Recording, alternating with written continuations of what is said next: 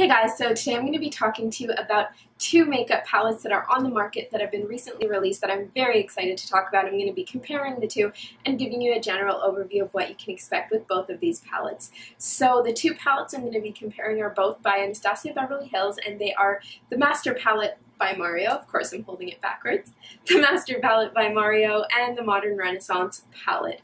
Now, the Master Palette by Mario was recently released. The Modern Renaissance Palette has been around for a little while, but it has been out of stock for quite some time. It was re-released on the Anastasia website, and I snatched it up. The Mario palette I got on the Sephora website, and in terms of the price, these are both more or less similar. So the Modern Renaissance palette is $42 US on the Anastasia website. So the Modern Renaissance palette is indeed $55 Canadian on the Sephora website, and the Master Palette by Mario is $59 Canadian on the Sephora website. So that's going to be around $45 US. In terms of the amount of product, you are getting 0.7 grams of shadow per shadow in both palettes. In the Master Palette, you have 12 shadows total, and in the Modern Renaissance palette, you have 14 shadows total. So you are getting more product in the Modern Renaissance palette, and it is retailing at a lower price. I'm not 100% sure why. I don't know if that's because it's just a regular palette and the Master Palette by Mario is done in collaboration with a makeup artist. Not sure what the reason for that is, but I'll let you all know which palette I think wins out at the end of this video. So I've got a bunch of swatches on my arms, and I'm going to be going through the shadows one by one and telling you what the color payoff is like, what shade you're getting, what the finish is like, and just my overall impressions. So why don't we go ahead and start with the Modern Renaissance palette. Now this palette does come with a mirror, of course the 14 shadows, and a brush. I haven't used this brush yet. I don't typically use the brushes that come with my makeup palettes, but let's just take it out and take a look. So this is a double-ended brush. One end seems to be a dual fiber flat small shader brush, and the other end seems to be a blending brush. These do feel quite soft, so I think they do a good job. This is quite a small brush, so it wouldn't cover a big area, and the blending brush is a little bit stiffer than I'd like a blending brush to be, but it does seem to be a good lightweight brush that you can definitely travel with. You can see that these shadows are very rosy, very warm toned, and I think that they're just absolutely stunning. I've been loving these warm colors. I think they really look great with any eye color. They bring out blues beautifully. They work wonders for greens, and I think that they just really warm up brown eyes like mine. One thing that I think is missing from this palette, I don't think that it has, or well, it's not that I don't think that it has, it just doesn't have a dark gray, charcoal, navy blue, a dark brown, any sort of liner color, and I think that that really would have just finished off this palette beautifully, and it would have made it so that you could really achieve a full, complete look with this palette. So with that said, why don't we go through the colors one by one and talk a bit about them. So let's start with that top shade right at my wrist. That is Tempera. It is a beautiful peach-toned, very light beige color, and I think that it works wonderfully as a highlight. For my very, very fair NC15 skin, it is a little bit dark for a highlight, so I would prefer something a little bit lighter, but I think that if you have olive skin tones or even darker, I think it would make a beautiful highlight. It is completely matte and it has great pigmentation. If you can see on all of my swatches, the right side is with a primer and the left side is without, so that's what those look like. Now moving on to the second color, that kind of mustard yellow tone beneath Tempera, that is Golden Ochre.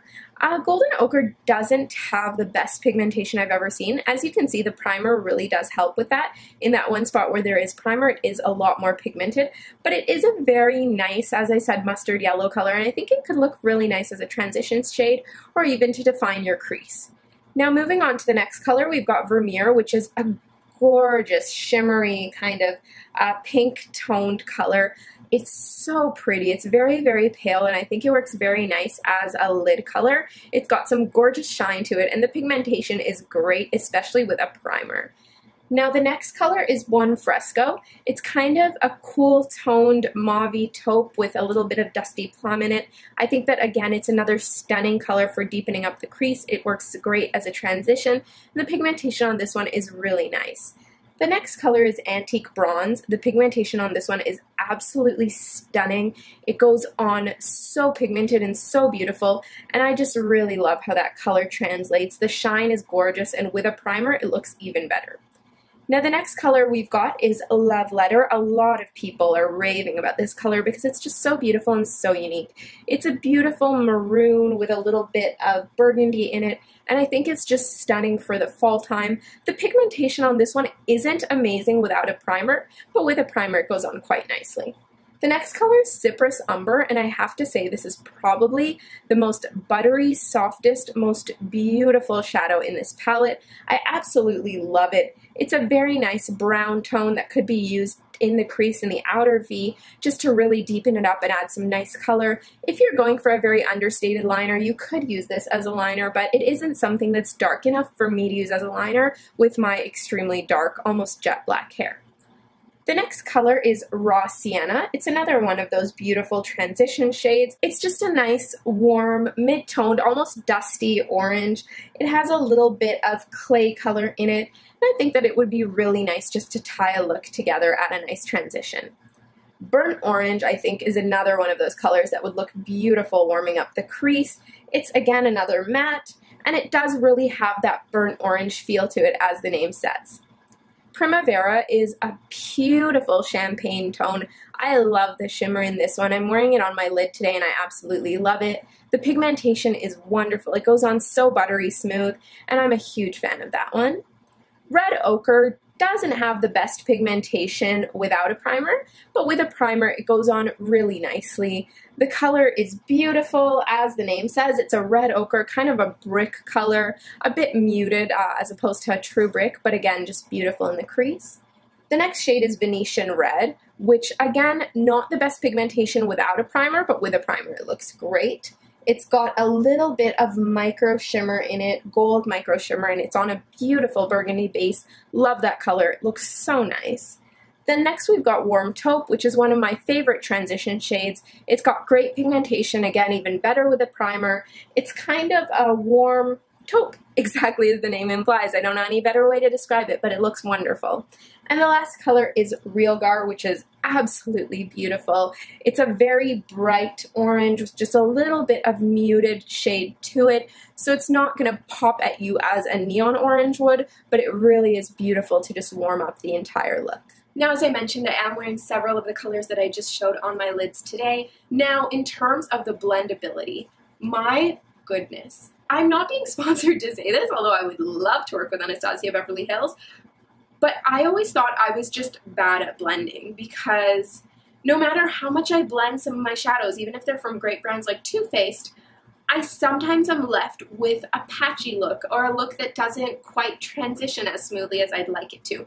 But I really think that it's just the shadows that I'm working with, because when I was working with the Modern Renaissance palette, they blended like a dream. It was all so smooth and so easy, but I do have to say that they blended better with a primer than they did without one. Without a primer, they blended a bit too much, but on my right eye with that primer, they just blended beautifully. Each color really held its own. You could still see the color showing through in the end, but they transitioned beautifully and it was all very smooth. So now let's move on to the next palette. This is the Master Palette by Mario. It's a very new palette, and this was inspired by Kim Kardashian, I believe. So I have to say, overall impression of this palette is while the colors are still very beautiful and very smooth, the Modern Renaissance palette shadows are quite a bit smoother overall. There are some shadows here, for example, Violetta, that are just stunning and buttery and so easy to work with. But some of the colors, and particularly the shimmers here, I didn't find were as smooth and as pigmented. But anyway, let's go through all of the swatches and I'll talk a bit about each shadow individually. So we're going to do this arm just a little bit differently because my camera does not want to focus on my arm vertically. So we're going to work horizontally. So starting from my wrist, which is right on this side, the first shade is Hollywood, which is a beautiful pale gold. The pigmentation on that one isn't great, but it is very shimmery and very pretty. And now with these swatches, you can see that I applied the primer to the bottom of the swatch, and so the top is how it looks without any primer. The next color is NYC, which again, not the greatest pigmentation without a primer, but with a primer, all of these colors were quite nicely pigmented. NYC is a beautiful bronze with some nice micro shimmer in it. It isn't the smoothest shade in the palette, but it is very nice, and I could see it looking nice in the crease just to deepen up your look. Kim is a beautiful gold that was inspired by Kim Kardashian, and I think that it really does have that Kim smoky, sultry look. I think, again, it would be beautiful for adding some shimmer into your look, and I really could see myself playing around with this. The pigmentation on this one wasn't that bad. I actually quite liked it. Now the next shade is Muse, which is a more red toned color as opposed to the gold in Kim. It does have a lot of shimmer, and the pigmentation on this one was actually quite nice. I enjoyed it. I think, again, it's a beautiful shade, and it was rather smooth to work with. Marina is one of my favorites in the palette. It's this next kind of shimmery, almost rose gold shade. It's very, very beautiful, and I really loved working with it. Again, it was very pigmented, very smooth, and it went on very nicely. Claudia is a gorgeous slate gray with the tiniest amount of shimmer in it. It didn't have the best pigmentation, but I found that it was amazing to use as a liner, and that's what I have actually as a liner on my eyes today. I really enjoyed using that, and I think that it really makes a great addition to your look. The next shade after Claudia is Lula. It's kind of a mid-tone matte brown, very simple but could look very nice to deepen up your crease. It had okay pigmentation, and it was quite smooth and nice to work with. The next tone after that was Isabel. It's more of an orange toned mid-tone brown. I think, again, this would be a really nice shade just to brighten up your crease a little bit, warm up your look, and just add more depth and definition. After that is Violetta, which is one of the smoothest shades in the palette. It's a deeper red toned brown, and I think, again, it would look beautiful to deepen up the crease. Then we've got Fifth Avenue, which is a shimmery pale gold, not the smoothest or the best pigmentation, but still a beautiful color. Then we've got Bronze, which is a very mossy, mid-toned, metallic-y green. I think it would look really nice to just add that kind of mossy, neutral green tone to your look, especially in the winter time. I think it would look really nice just to deepen up a look.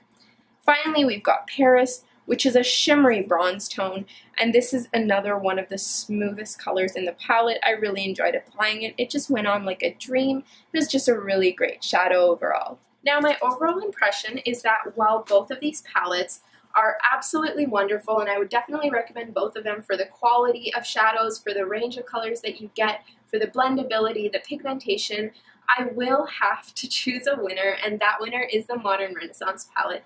And the reason for that is, number one, the shade range I just find is more appealing to me. It's got more of those unique colors like Love Letter, that beautiful, deep, reddish pink shade. It's got just a stunning shade range, while the Master Palette by Mario has more common colors that I feel like you'd probably already have in palettes in your collection. So I definitely recommend going for the Modern Renaissance palette, but these are both great to own.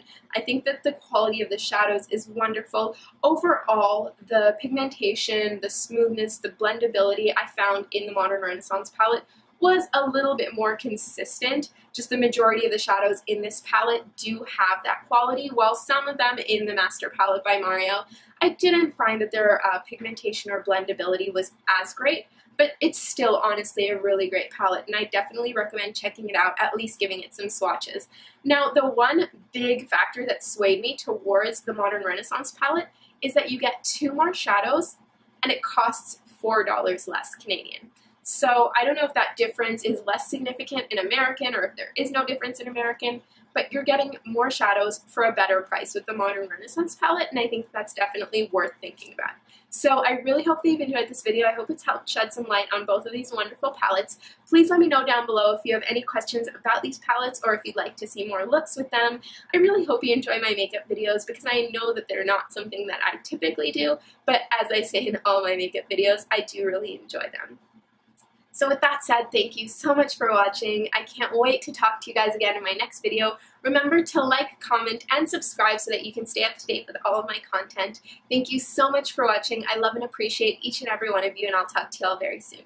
Hi guys! They bring out blues beautifully, they work wonders for greens, and I think that they just really warm up brown eyes like mine. One thing that I think is missing from this palette, I don't think that it has, or well, it's not that I don't think that it has, it just doesn't have a dark gray, charcoal, navy blue, a dark brown, any sort of liner color. And I think that that really would have just finished off this palette beautifully, and it would have made it so that you could really achieve a full, complete look with this palette. So with that said, why don't we go through the colors one by one and talk a bit about them. So let's start with that top shade right at my wrist. That is Tempera. It is a beautiful peach-toned, very light beige color, and I think that it works wonderfully as a highlight. For my very, very fair NC15 skin, it is a little bit dark for a highlight, so I would prefer something a little bit lighter, but I think that if you have olive skin tones or even darker, I think it would make. Hey guys, so today I'm going to be talking to you about two makeup palettes that are on the market that have been recently released that I'm very excited to talk about. I'm going to be comparing the two and giving you a general overview of what you can expect with both of these palettes. So the two palettes I'm going to be comparing are both by Anastasia Beverly Hills, and they are the Master Palette by Mario. Of course, I'm holding it backwards. The Master Palette by Mario and the Modern Renaissance Palette. Now, the Master Palette by Mario was recently released. The Modern Renaissance Palette has been around for a little while, but it has been out of stock for quite some time. It was re-released on the Anastasia website, and I snatched it up. The Mario palette I got on the Sephora website, and in terms of the price, these are both more or less similar. So the Modern Renaissance palette is $42 US on the Anastasia website. So the Modern Renaissance palette is indeed $55 Canadian on the Sephora website. And the Master Palette by Mario is, why don't we go ahead and start with the Modern Renaissance palette. Now this palette does come with a mirror, of course the 14 shadows, and a brush. I haven't used this brush yet. I don't typically use the brushes that come with my makeup palettes, but let's just take it out and take a look. So this is a double-ended brush. One end seems to be a dual fiber flat small shader brush, and the other end seems to be a blending brush.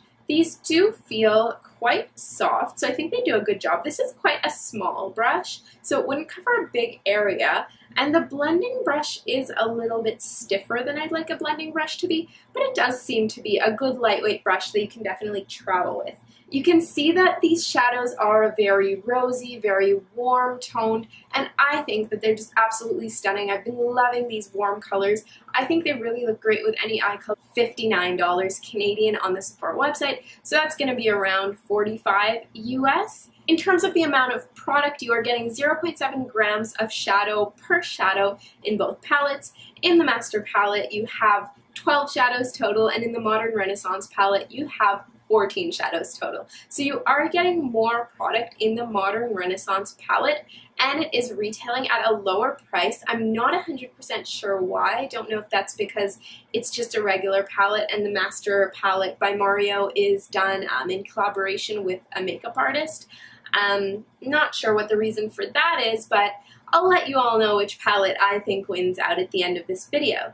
So I've got a bunch of swatches on my arms, and I'm going to be going through the shadows one by one and telling you what the color payoff is like, what shade you're getting, what the finish is like, and just my overall impressions. So a beautiful highlight. It is completely matte and it has great pigmentation. If you can see on all of my swatches, the right side is with a primer and the left side is without. So that's what those look like. Now moving on to the second color, that kind of mustard yellow tone beneath Tempera, that is Golden Ochre. Golden Ochre doesn't have the best pigmentation I've ever seen. As you can see, the primer really does help with that. In that one spot where there is primer, it is a lot more pigmented, but it is a very nice, as I said, mustard yellow color, and I think it could look really nice as a transition shade or even to define your crease. Now moving on to the next color, we've got Vermeer, which is a gorgeous, shimmery, kind of pink toned color. It's so pretty. It's very, very pale, and I think it works very nice as a lid color. It's got some gorgeous shine to it, and the pigmentation is great, especially with a primer. Now,